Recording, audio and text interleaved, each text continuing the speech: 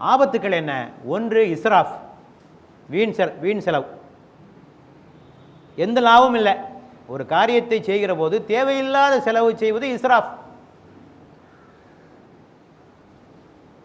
ஆக அதை தவிர்க்க வேண்டும். ஏனென்றால் வீண் விரயம் செய்பவர்கள் ஷைத்தானின் சகோதரர்கள், யஹ்வான ஷயாத்தீன் குர்ஆன் சொல்கிறது. இரண்டாவது சிரமம். வழி அனுப்பு விழாக்கு 100 பேர் 200 பேர், ரயில்வே ஸ்டேஷனில் ஒரே கூட்டம், ஏர்போர்ட்டில் ஒரே கூட்டம், ஹஜ் கமிட்டியில் ஒரே கூட்டம், ஹஜ் ஹவுஸில் போனால் கூட்டம், எங்கே பார்த்தாலும் கூட்டம். தேவையா இந்த சிரமம்? மற்றவர்களுக்கு சிரமம் கொடுக்கலாமா? வீட்டிலே வழி அனுப்பு விழா முடித்து விடலாமே.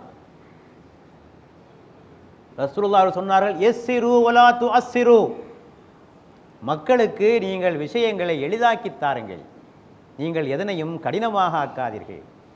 ஆக மக்களுக்கு லேசு பண்ணி கொடுக்கணும், எல்லாத்தையும் லேஸ் பண்ணி கொடுக்கணும். இப்போ ரசூலுல்லாஹ்வுடைய உதாரணத்தை நாம் அடிக்கடி சொல்லுகிறோம். இமாமாக தொழுகை நடத்துகிறார்கள், பின்னாலே குழந்தையினுடைய அழுகுரல் கேட்கிறது, ஆயத்தை சுருக்கமாக ஓதி தொழுகையை முடித்து விடுகிறார்கள். பின்னர் சொன்னார்கள், நான் ஒரு நீண்ட ஆயத்தை ஓதிதான் தொழ வேண்டும் என்று நான் ஆசைப்பட்டேன். ஆனால் ஒரு குழந்தையினுடைய அழுகுரல் கேட்ட காரணத்தினால் அந்த தாய்க்கும் அந்த குழந்தைக்கும் சிரமம் ஏற்படக்கூடாது என்பதற்காக ஒரு சிறிய ஆயத்தை ஓதி நான் முடித்து விட்டேன் என்று சொன்னார். ஆக தொழுகையே சுருக்குறாங்க ரசூலுல்லாஹ். ஆக நம்முடைய இபாதத்துகளின் மூலமாக அடுத்தவர்களுக்கு சிரமம் வராதவாறு பார்த்துக்கொள்ள வேண்டும், இல்லையா? இது எல்லா நிலைகளிலும் இது இருக்க வேண்டும். யாருக்கு சிரமம் கொடுக்கக்கூடாது. நம்முடைய வணக்கங்களினால், ஒலிபெருக்கி சத்தங்களினால் பக்கத்து வீட்டுக்காரனுக்கு, மாற்று மத சகோதரர்களுக்கெல்லாம் அவருடைய தூக்கத்தை கெடுக்கின்ற அளவுக்கெல்லாம் நடந்து கொள்ளக்கூடாது. அவங்க செய்கிறாங்கிறதுக்காக நாமும் செய்யக்கூடாது, இல்லையா? பழிக்கு பழி வாங்குவதா, டிட் ஃபார் டேட்னு நடந்து கொள்வதா, அதெல்லாம் சரியான முறையில். எவருக்கும் சிரமம் கொடுக்கக்கூடாது. ஆகவே இந்த வழியனுப்பு விழா, வரவேற்பு விழா நிகழ்ச்சிகளை நாம் தடபடலாக நடத்துகிற போது ஒன்று இஸ்ராஃப் ஏற்படுகிறது, இன்னொன்று பிறருக்கு சிரமம் ஏற்படுகிறது. ஆக இதுவரை நாம் சொல்லிய கருத்துக்கள் ஹஜ்ஜிக்கு முன்னால் நீங்கள் செய்ய வேண்டிய விஷயங்களை பற்றி நாம் உங்களுக்கு சொல்லியிருக்கக்கூடிய கருத்துக்கள். இறைவனுக்கு நீங்கள் நன்றி செலுத்துங்கள், ஹலாலான சம்பாத்தியத்தின் மூலமாக செல்லுங்கள், இஹ்லாஸுன் நிய்யத் தூய்மையான எண்ணத்தோடு நீங்கள் செல்லுங்கள், நிறைவேற்ற வேண்டிய பொறுப்புகளை நிறைவேற்றிவிட்டு செல்லுங்கள், கடனை அடைத்துவிட்டு செல்லுங்கள், அமானத்தை திருப்பிக் கொடுங்கள், சண்டை இருந்தால் சமாதானம் செய்து கொள்ளுங்கள், பிறரை மன்னியுங்கள், வீட்டிலே உள்ளவர்களுக்கான உணவு மற்றும் பொருளாதார ஏற்பாடுகளை செய்துவிட்டு செல்லுங்கள், ஹஜ்ஜை பற்றிய விதிகளையும் ஹஜ்ஜின் நோக்கத்தையும் நீங்கள் தெளிவாக புரிந்து கொள்ளுங்கள், வழியனுப்பு வரவேற்பு நிகழ்ச்சிகளை எளிமையாக வைத்துக் கொள்ளுங்கள். இப்போது ஹஜ்ஜின் போது செய்ய வேண்டிய கடமைகள். அல்லாஹ் தஆலா சொல்லுகிறான், உங்களுக்கு சுவனத்தை பரிசாக தரப்போகிறேன், இல்லையா? ஹஜ்ஜின் மூலமாக எதை தரப்போகிறான்? சுவனத்தை பரிசாக தரப்போகிறேன், உங்களுடைய எல்லா பாவங்களையும் மன்னிக்கப் போகிறேன் என்று ஒரு பெரிய பரிசை தர்றான். இப்போ பெரிய பரிசை தருகிற போது அதற்கான தகுதிகளும் அதிகமாக இருக்க வேண்டும் அல்லவா? நோபல் பரிசு வாங்க வேண்டும் என்றால் அதற்கான தகுதி இருக்க வேண்டும். தகுதி இல்லாமலே பரிசு கொடுத்துட்டு இருக்காங்க, அது வேறு விஷயம். ஆக ஒரு பரிசை வாங்குவதற்கு ஒரு உயர்ந்த தகுதி இருக்க வேண்டும். எல்லா ஏற்பாடும் பண்ண அல்லாஹ் என்ன ஏற்பாடு பண்ண சொல்றான்? ஃபதஸவ்வது ஃபஇன்ன கைரஸாதி தக்வா, நீங்கள் ஹஜ்ஜுக்கான ஏற்பாடுகளை செய்யுங்கள். நீங்கள் செய்கிற ஏற்பாட்டிலேயே மிகச் சிறந்த ஏற்பாடு என்ன தெரியுமா? தக்வாவை எடுத்துச் செல்வதான். ஃபஇன்ன கைரஸாதி தக்வா. பாஸ்போர்ட் எடுங்க, விசா எடுங்க, அந்நிய செலாவணி எடுங்க, சமையலுக்கான சாமான்லாம் கூட்டு போய் செய்யுங்க, எல்லாம் செய்யுங்க. ஆனால் ஒன்றை மறந்துடுறீங்க. எதை மறந்துடுறீங்க? தக்வாவை மறந்துடுறீங்க. பரீட்சைக்கு ஒரு பையன் போகிறான், பேனா கொண்டு போகிறான், பேப்பர் கொண்டு போகிறான், எல்லாம் கொண்டு போகிறான், பாடம் மட்டும் படிக்கல. அது மாதிரி ஆகிவிடக்கூடாது அல்லவா? ஆகவே தக்குவாவிற்கான ஒரு பயிற்சியை நீங்கள் எடுத்துக்கொண்டு செல்ல வேண்டும். அப்போ தக்குவான்னா என்ன? இதற்கு விரிவான விளக்கம் சொல்வதற்கு நேரமில்லை. தக்குவா என்ற வார்த்தைக்கு நேரடியான பொருள், அகராதி பொருள் என்னவென்று சொன்னால் விலகி இருத்தல், டு கீப் அவே, விலகி இருத்தல். எவற்றிலிருந்து விலகி இருத்தல்? இறைவன் தடை செய்திருக்கிற காரியங்களிலே இருந்து விலகி இருத்தல் என்று அதற்கு பொருள். அது எந்த அளவுக்கு ரசூலுல்லாஹ் சொன்னார்கள்? எந்த காரியம் ஹலாலா ஹராமா என்ற சந்தேகம் இருந்தாலும் கூட அந்த காரியத்திலிருந்து நீங்கள் விலகி இருக்க வேண்டும். சில விஷயங்கள் தெளிவாக தெரியும், இது ஹலால் இது ஹராம். சில விஷயங்கள் சந்தேகத்திற்கு உரியதாக இருக்கின்றன. ஆக எவையெல்லாம் சந்தேகத்திற்குரியதாக இருக்கிறதோ அவற்றிலிருந்து விலகி இருப்பதற்கு பேர் தான் தக்குவா. இது பெருமானார் சொன்ன விளக்கங்களிலே ஒன்று. ஆகவே தக்குவா என்பது வெளித்தோற்றத்தினுடைய பெயர் அல்ல. நாம் போடுகிற உடை, நாம் வைத்திருக்கிற தாடியினுடைய நீள அகலங்கள் இவற்றை வைத்து முடிவு செய்யப்படுவதல்ல. அது உங்களுடைய உள்ளத்தை வைத்து முடிவு செய்யப்படுவது, உங்களுடைய இறை எச்சத்தை வைத்து முடிவு செய்யப்படுகிற ஒரு காரியம். ஒரு சாதாரண ஈமான் கொண்டவனுக்கும் ஒரு தக்குவா உடையவனுக்குள்ள வித்தியாசம் என்ன? இந்த சாதாரண ஈமான் உள்ளவன் தொழுவான், ஏதோ ஒரு தொழாவிட்டால் ஒரு குற்ற உணர்வு, அல்லாஹ் தண்டிப்பான் என்ற ஒரு அச்சத்தின் காரணமாக தொழுபவன் சாமானிய நிலையிலே உள்ளவன். ஆனால் தக்குவா உடையவன் அந்த தொழுகையை மகிழ்ச்சியோடு செய்பவன், இன்பத்தோடு செய்பவன், இறை உணர்வோடு செய்பவன். அதுதான் தக்குவாவிற்கான அடையாளம். அதே மாதிரி ஒரு தீமையை ஒருவன் செய்யாமல் இருக்கிறான், சாதாரண ஈமான் உள்ளவன், அல்லாஹ் தடுத்திருக்கான் ஆகவே நான் செய்யலை என்றோடு இருப்பவன் ஒரு சாதாரண நிலையிலே உள்ளவன். ஆனால் ஒரு தக்குவா உடையவன் அந்த தீமையை பார்த்தாலே அவனுக்கு கோபம் வரும், அவனுக்கு வெறுப்பு வரும். இந்த தீமையை எப்படி ஒழிப்பது என்பதிலே கவனமாக இருப்பான். அதுதான் தக்குவா. அந்த பார்த்தாலே கொதிப்பு வரணும், இந்த அநியாயம் நடக்குது, இந்த தீமை இருக்கு, இதை எப்படி ஒழிக்கிறது என்ற ஒரு எண்ணம் வருகிறாலே அதற்கு பேர் தக்குவா. ஆகவே இந்த சாதாரண ஈமான் நிலையிலிருந்து ஒரு மேம்பட்ட நிலைக்கு வருவதற்கு பேர் தான் நாம் தக்குவா என்று சொல்கிறோம். இந்த தக்குவாவை பற்றித்தான் அதிகமாக இந்த ஹஜ்ஜிலே வலியுறுத்தப்பட்டிருக்கிறது. நான் ஏற்கனவே சொல்லி அந்த ஆயத் அதுதான், தக்குவா. நீங்கள் ஹஜ்ஜிக்கான ஆயத்தங்களை செய்யுங்கள், செய்கிற ஆயத்தங்களிலே மேலானது ஹைரானது எது? தக்குவாவை எடுத்து சொல்லு. லை யனால் அல்லாஹ் லுஹுமுஹா வலா திமாவுஹா வலாக்கின் யனாலுஹு தக்குவா மின்கும். நீங்கள் குர்பான் கொடுக்கிறீர்களே, அந்த பிராணியினுடைய இறைச்சியோ இரத்தமோ இறைவனை சென்று சேருவதில்லை, உங்களுடைய தக்குவாதான் இறைவனை சென்று சேர்கிறது. இங்கேதான் குர்பானி கொடுப்பதிலே பிற சமயங்களுக்கும் இஸ்லாத்திற்கும் உள்ள வேறுபாட்டை நீங்கள் புரிந்து கொள்ள வேண்டும். அங்கே இரத்தம் ஓட்டுதல் மூலமாக இறைவனுடைய கோபத்தை, சீற்றத்தை தணிப்பது, இறைவனை திருப்திப்படுத்துவது என்பதெல்லாம் அங்கே சொல்லப்படுகிறது. இங்கே அதெல்லாம் சொல்லப்படலை. இங்கே என்ன சொல்லியிருக்கு? இறையச்சம். எப்படி இப்ராஹிம் அலைஹிஸ்ஸலாம் தன்னுடைய மகனை தியாகம் செய்வதற்கு வந்தாரோ அது போன்ற உணர்வை நீங்கள் பெற வேண்டும் என்பதற்காக செய்யப்பட்டிருக்கின்ற ஒரு ஏற்பாடு. இன்னும் ஹஜ்ஜின் போது வலா ரஃபத வலா ஃபுசூக வலா ஜிதால பில் ஹஜ், ஹஜ்ஜின் போது நீங்கள் உடல் உறவு ஈடுபடக்கூடாது, இச்சையை தூண்டக்கூடிய சொல் செயல் எவற்றையும் செய்யக்கூடாது, இன்னும் தீவினையான காரியங்களை நீங்கள் செய்யக்கூடாது, ஒருவருக்கொருவர் சண்டை போட்டுக் கொள்ளக்கூடாது. இவற்றையெல்லாம் ஹஜ்ஜின் போது செய்து கொள்ளக்கூடாத காரியங்கள். ஆக இவையெல்லாம் இந்த ஹஜ்ஜை பற்றி சொல்லப்பட்டிருக்கின்ற சில விளக்கங்கள். ஆக தக்குவா தான் ஹஜ்ஜினுடைய மிக முக்கியமான நோக்கம். ஆக ஒரு ஹாஜியினுடைய முழு நோக்கமும் எங்கே குவிந்திருக்க வேண்டும் என்று சொன்னால் இந்த தக்குவாவை பெறுவது என்பதுதான் நம்முடைய லட்சியம் என்பதில் தான் அவருடைய நோக்கம் முழுமையாக குவிந்திருக்க வேண்டும். வைக்கப்பட்டிருக்கிற சடங்குகள் எல்லாம் இந்த லட்சியத்திற்காக வைக்கப்பட்டிருக்கின்றவைதான் என்பதை புரிந்து கொள்ளாமல் வெறும் சடங்குகளை மட்டும் செய்துவிட்டு வந்தால் எந்த பிரயோஜனமும் இல்லை. ஹஜ்ஜிலே தக்குவாவுக்கு என்ன வகையான பயிற்சிகள் எல்லாம் அளிக்கப்படுகின்றன? தக்குவாவை எடுத்துச் சொல்லுங்கள் என்று சொன்ன இறைவன் அதற்கான ஏற்பாடுகளை, அந்த பயிற்சிக்கான ஏற்பாடுகளையும் அந்த ஹஜ்ஜின் போது இறைவன் கற்றுத்தருகிறார். ஹஜ்ஜிலே செய்யக்கூடிய பல காரியங்கள், உதாரணமாக குர்ஆன் சொல்லுகிறது, வலா ரஃபத வலா ஃபுசூக வலா ஜிதால பில் ஹஜ். ஹஜ்ஜின் போது உடல் உறவு கொள்ளக்கூடாது, இச்சையை தூண்டக்கூடிய பேச்சுக்கள் செயல்கள் எதையும் செய்யக்கூடாது, தீமையான காரியங்களை செய்யக்கூடாது, சண்டை சச்சரவுகள், சண்டையிலே விவாதங்களிலே ஈடுபடக்கூடாது. இவையெல்லாம் ஹஜ்ஜிலே முழுமையாக தடை செய்யப்பட்டிருக்கிற காரியம். எப்படி நோன்பு காலத்தில் இவையெல்லாம் தடை செய்யப்பட்டதோ, நோன்பின் போது புறம் பேசுவது, பொய் பேசுவது, சண்டை போடுவது எல்லாம் தடை செய்யப்பட்டதோ, அதுபோன்று ஹஜ்ஜிலும் இது போன்ற காரியங்கள் தடை செய்யப்படுகின்றன. பெருமானார் அவர்கள் சொன்னார்கள், மானக்கேடான செய்கைகளை செய்யாமலும் இச்சையை தூண்டக்கூடிய பேச்சுக்களை பேசாமலும் பாவங்களை செய்யாமலும் இருந்தால் அவன் அன்று பிறந்த பாலகனாக திரும்புகிறான். ஆக ஒரு விதிகள், இந்த விதிகளை நிறைவேற்றினால் இந்த கூலி என்பதாக சொல்லப்படுகிறது. சும்மா பயணம் போயிட்டு வந்தாலும் கூலியெல்லாம் ஒன்றும் கிடைக்காது, அதுக்கு பேர் பயணம், அவ்வளோதான், வேற ஒன்றும் இல்லை.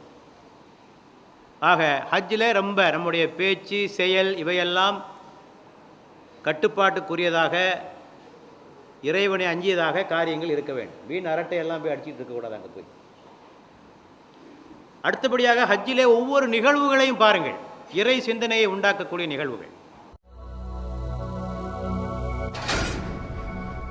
இப்போ ஷைத்தானுக்கு கல்லெறிகிறோம். எதற்காக? இப்ராஹிம் அலைஹிஸ்ஸலாம் அவர்கள் தனது மகனை அறுத்து பலியிட வந்தபோது ஷைத்தான் வழிகெடுத்தான், கல்லால் எரிந்து ஷைத்தானை விரட்டினான். அந்த உணர்வு வர வேண்டும் உங்களுக்கு. இப்போவும் அதே ஷைத்தான் இப்பவும் இருக்கான், இப்பவும் கெடுத்துக்கிட்டு இருக்கான் உங்களை. இப்போ அந்த ஷைத்தானுக்கு கல் எறிகிற போது வர வேண்டிய எண்ணம் அதுதான். வெறும் கல் தான் நமக்கு தெரியுது, வேற ஒன்றும் தெரியல. அது எப்படியாவது ரொம்ப ஆர்வப்படுறாங்க கல்லை எறிகிறதுல. ஆனால் அந்த அளவுக்கு ஷைத்தான் மேலே கோபம் வந்ததாக நமக்கு தெரியல. ஷைத்தானிய எண்ணங்களை குறித்த கோபம் வந்ததாக நமக்கு தெரியவில்லை. எப்படியாவது முட்டி அடித்து முந்தி கொண்டு போய் கல்லை எரிந்து விட வேண்டும் என்பதிலே 4 பேரை மௌத்தாக்கி கூட வந்துடுறான். ஆக வரவேண்டிய கோபம் ஷைத்தானின் மீது. அந்த கோபம் வந்திருந்தால் பயிற்சி. ஆக கல்லெறிகிற போது வரவேண்டிய உணர்வு அதுதான். அரஃபாவுக்கு போகிறீர்கள். அரஃபாவை பார்க்கிற போது உங்களுக்கு அங்கே மஹ்ஷரே ஞாபகத்திற்கு வர வேண்டும். மஹ்ஷர் மைதானம் இப்படி தான் இருக்க போகுது. நாளைக்கு இன்றைக்கி சில லட்சம் பேர் எங்கே கூடியிருக்கிறார்கள், அன்றைக்கு கோடிக்கணக்கான மக்கள் கூட போகிறார்கள். ஆக ஒரு பெருவெளியிலே இத்தனை லட்சம் மக்களை பார்க்கிறோம் என்று சொல்லும்போது நாளை மறுமையிலும் இப்படித்தான் கூட்டப்பட போகிறோம் என்ற உணர்வு. அந்த அரஃபாவை பார்க்கிற போது இங்கே தான் பெருமானார் அவர்கள் தங்களுடைய இறுதி உரையை இங்கே தான் நிகழ்த்தினார்கள். அந்த உரை உங்களுக்கு ஞாபகத்திற்கு வர வேண்டும். ஹஜ்ஜத்துல் வதாவிலே அவர்கள் நிகழ்த்திய அந்த உரையினுடைய ஒவ்வொரு வரிகளும் உங்களுக்கு ஞாபகத்திற்கு வர வேண்டும். இப்படி ஒவ்வொன்றிலும் நீங்கள் பயிற்சி பெற வேண்டும். எஹ்ராம் இருக்கிறதே, அது கூட ஒரு அடக்கத்திற்கான ஒரு பயிற்சி தான். நீ எவ்வளோ பெரிய பணக்காரனாக இருந்தாலும், எவ்வளோ பெரிய ஆளாக இருந்தாலும், அந்த தைக்கப்படாத 2 வெள்ளை துண்டுகளை உடுத்தி கொண்டு இறைவனுக்கு முன்னால் உன்னுடைய அடக்கத்தையும் பணிவையும் காட்டுகின்ற ஒரு செயலாகத்தான் அந்த இஹ்ராமுடைய உடையை நீங்கள் பார்க்க வேண்டும். தல்பியா முழங்குகிறோமே, லப்பைக் அல்லாஹும்ம லப்பைக் லா ஷரீக லக லப்பைக் இன்னல் ஹம்த வன் நிஅமத லக வல் முல்க். என்ன சொல்கிறோம் தல்பியால? இறைவா, நான் ஆஜராகிவிட்டேன். லா ஷரீக லக், உனக்கு இணை துணை இல்லை. இன்னல் ஹம்த, புகழ் அனைத்தும் உனக்கே உரியது. என்னிடத்திலே இருக்கிற எல்லா சிறப்புகளுக்கும் சொந்தக்காரன் யார்? நீதான். என்னுடைய அறிவு, என்னுடைய செல்வம், என்னுடைய பதவி, என்னுடைய அழகு, எல்லாத்துக்கும் சொந்தக்காரன் யார்? நீதான். இன்னல் ஹம்த வன் நிஅமத, எல்லா அருட்கொடைகளுக்கும் சொந்தக்காரன் நீதான். லக்கவல் முல்க், ஆட்சி அதிகாரம் எல்லாம் உனக்கே உரியது. ஆக இந்த உலகத்தில் நான் ஒன்றும் இல்லை, எல்லாம் உனக்கு உரியது. நீ யாருக்கு நாடுகிறாயோ அவர்களுக்கு கொடுக்கிறாய்.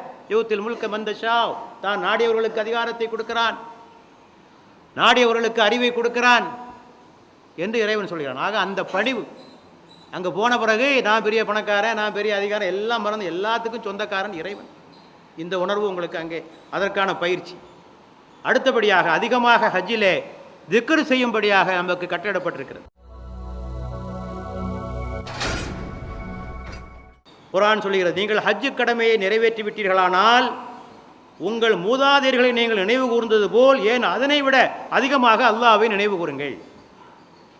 இஸ்லாம் வருவதற்கு முன்னர் அந்த பகுதியிலே வாழ்ந்த மக்கள் ஹஜ்ஜு கடமை முடிஞ்ச பிறகு எதை நினைவு கூறுவார்கள்? தங்களது மூதாதையர்களை, தங்களுடைய மூதாதையர்களை நினைவு கூறுவார்கள். அல்லாஹ் சொல்கிறான், உங்கள் மூதாதையர்கள் நினைவு கூறுறதெல்லாம் விட்டுருங்க, அல்லாஹ்வை நினைவு கூறுங்கள். அல்லாஹ்வை அதிகமாக அங்கே நீங்கள் திக்ர் செய்யுங்கள்.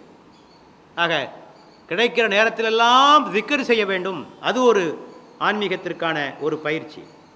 சவாப் செய்கிறோமே, அது ஒரு பயிற்சி, அது ஒரு அடக்கத்திற்கான ஒரு பயிற்சி. இப்படி ஒவ்வொரு கட்டத்திலும் நமக்கு பயிற்சி தரப்படுகிறது. ஆக ஹாஜிகள் பெற வேண்டிய முதல் பயிற்சி தக்வா. 2வது பயிற்சி தியாக உணர்வு.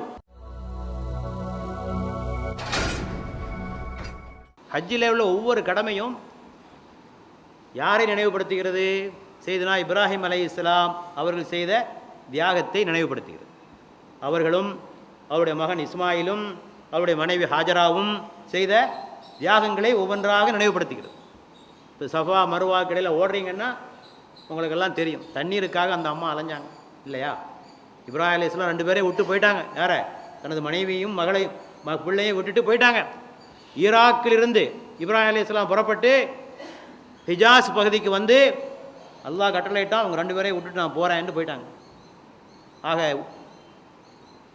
புதிய ஒரு பாலைவன பகுதியிலே உடும்படியாக இறைவன் உத்தரவிட்ட போது அதை ஏற்றுக்கொண்டு அதை நிறைவேற்றினார். தண்ணீர் கிடைக்காதனால் அந்த அம்மா அங்கேயும் இங்கேயும் ஓடினாங்க. அதற்கு பேர் தான் சாய் என்று சொல்கிறோம், தொங்கோட்டம் என்று தமிழிலே சொல்கிறோம். அப்போ அந்த தியாகம், அந்த அம்மா செய்த தியாகம் அங்கே ஞாபகத்துக்கு வரணும். இதே தியாகத்தை செய்வதற்கு தயாராக இருக்கிறீர்களா? தொங்கோட்டம் ஓடுகிற போது வர வேண்டிய ஞாபகம் இதுதான். ஆனால் இப்போ சுகமாக இருக்குது, தொங்கோட்டம் ஓடுற எந்த கஷ்டமும் இல்லை, எல்லாம் ஏசி செய்யப்பட்டு விட்டது. ஆகவே மக்களுக்கெல்லாம் அந்த உணர்வு கூட ஞாபகம் இருக்கிறதோ என்னவோ தெரியவில்லை. ஆகவே அது மாதிரி ஷைத்தானு கல்லெறிகிற போது இப்ராஹிம் அலைஹிஸ்ஸலாம் தனது மகனையே அறுத்து பலியிட வந்த அந்த நிகழ்வு ஞாபகத்திற்கு வர வேண்டும். குர்பானை கொடுக்கிற போதும் அந்த தியாகம் ஞாபகத்திற்கு வர வேண்டும். இப்படி ஒவ்வொரு கட்டமும் தியாகத்தை நினைவு கூறுகின்ற சடங்குகளாகத்தான் அங்கே அமைக்கப்பட்டிருக்கிறது. ஏன் மக்காவிலே நீங்கள் நடமாடுகிற போது உங்களுக்கு என்ன எண்ணம் வர வேண்டும்? இதே மக்காவில் தான் அண்ணலம் பெருமானார் ஸல்லல்லாஹு அலைஹி வஸல்லம் அவர்களும் அவருடைய தூதர்களும் இந்த இஸ்லாத்தை பரப்புவதற்காக அவர்கள் பட்ட கஷ்டங்கள், துயரங்கள் இவையெல்லாம் ஞாபகத்துக்கு வரணும். கல்லடியும் சொல்லடியும் பட்டது, ரத்தம் சொட்ட சொட்ட சிந்தியது, அபூ ஜஹலும் அபூ சுஃபியானும் சேர்ந்து தாக்கியது, பெருமானார் காபாவிலே தொழுது கொண்டிருந்த போது அழுகிய ஒட்டகத்தினுடைய குடல்களை அவருடைய கழுத்திலே கொண்டு போட்டது, சிறுவர்களை ஏவி பெருமானார் மீது விளையாட விட்டது.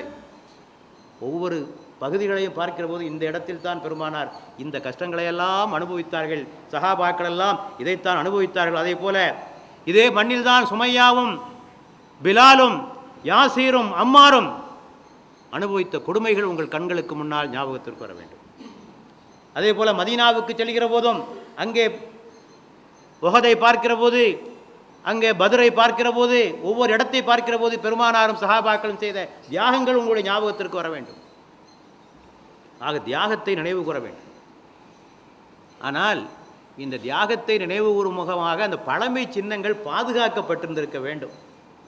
பொதுவாக இது போன்ற புனித தலங்களிலே எல்லா மதத்தவர்களும் தங்களது பழமையை பாதுகாத்து வைப்பார்கள்.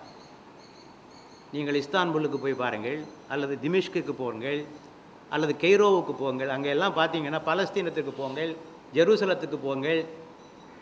அங்கெல்லாம் பார்த்தீங்கன்னா அந்த மக்களெல்லாம் பழமையான சின்னங்களை பாதுகாத்து பழைய உணர்வுகள் வரும்படியாக செய்திருக்கிறார்கள். ஆனால் ஏனோ இந்த அரேபியாவில் அந்த சின்னங்களெல்லாம் தகர்க்கப்பட்டு விட்டன. ரசூலுல்லாஹ் வாழ்ந்த இடம், சஹாபாக்கள் வாழ்ந்த இடம், அரக்காம் ரலியல்லாஹு அன்ஹு இஸ்லாமிய பிரச்சாரம் செய்த இடம், இதெல்லாம் ஒரு காலத்தில் இருந்தது. ஆனால் அங்குள்ள மக்கள் ஒரு பயத்தின் காரணமாக அவற்றையெல்லாம் இடித்தார்கள். மக்கள் இவற்றையெல்லாம் வழிபட ஆரம்பித்து விடுவார்கள், ஷிர்க் செய்ய விடுவார்கள் என்ற பயத்தில் இடித்தாங்க. ஆனால் இடிச்சிருக்க தேவையில்லை, அதை வேறு மாதிரி பாதுகாத்திருக்கலாம். எப்படி இன்றைக்கு என்ன செய்கிறார்கள்? மதீனாவிலே கூட சில முஸ்லீம்கள் தவறுதலாக பெருமானாருடைய அந்த அடக்கப்பட்டிருக்கிற இடத்துல சில தவறுகளை செய்கிறார்கள். அதை தடுப்பதற்கு காவல்துறையை வைத்திருக்கிறார்கள். அதை போல ஏற்பாடு செய்து பாதுகாத்திருக்கலாம். இடித்திருக்க வேண்டிய அவசியம் இல்லை, இடித்திருக்க வேண்டிய அவசியம். ஏனென்றால் ஒரு இடத்துக்கு போகிற போது அந்த பழமை சின்னங்கள் இருக்கிற போதுதான் அந்த உணர்வுகள் அங்கே வருவதற்கு வாய்ப்பு இருக்குது. இன்றைக்கு மக்காவிற்கு போனால் ஒரு ஐரோப்பிய தலைநகரத்தில் இருப்பது போன்ற ஒரு உணர்வு ஏற்படுவதை தவிர ஒரு பழமை வாய்ந்த ஒரு நகரத்தில் இருக்கின்ற உணர்வு யாருக்குமே வருவதில்லை. ஆகவே அந்த மக்கள் செய்த ஒரு தவறு. இன்னும் பழைய இடங்களை ஒரு பாதுகாப்பதில் அக்கறை இல்லை. ஹீரா குகைக்கு சென்றால் அதை கவனிப்பார் இல்லை, ஒரு போர்டு கூட இல்லை. இங்கே தான் பெருமானார் தங்கிய இடம், அது மேலே ஏறி போவதற்கு வசதி கூட இல்லை, ஒன்றுமே இல்லை. மக்கள் இதனை இணை வைத்துடுவார்கள் என்ற பயத்தில் எல்லாவற்றையும் புறக்கணிக்கின்ற ஒரு வேலையை அங்குள்ள மக்கள் அரசு செய்து கொண்டிருக்கிறது. இது அவ்வளவு ஏற்புடைய காரியமாக நமக்கு படவில்லை. ஆக இந்த இடங்களை பார்க்கிற போது ஹஜ்ஜை பற்றிய நினைவுகள் ஒரு தியாகத்தின்பால் நமக்கு செல்ல வேண்டும் என்பதனையும் நாம் இங்கே சொல்லி காட்ட விரும்புகிறோம். அத்தோடு ஹஜ்ஜிலே வர வேண்டிய அடுத்த உணர்வு தௌஹீத், ஏகத்துவத்தை பற்றிய உணர்வு. இந்த பள்ளிவாயல் என்ன பள்ளிவாயல்? இந்த கஅபா ஏகத்துவத்திற்காக கட்டப்பட்ட, ஓரிரை கோட்பாட்டிற்காக கட்டப்பட்ட முதல் பள்ளிவாயல். அங்கேதான் சிலைகளை கொண்டு வைத்தார்கள்.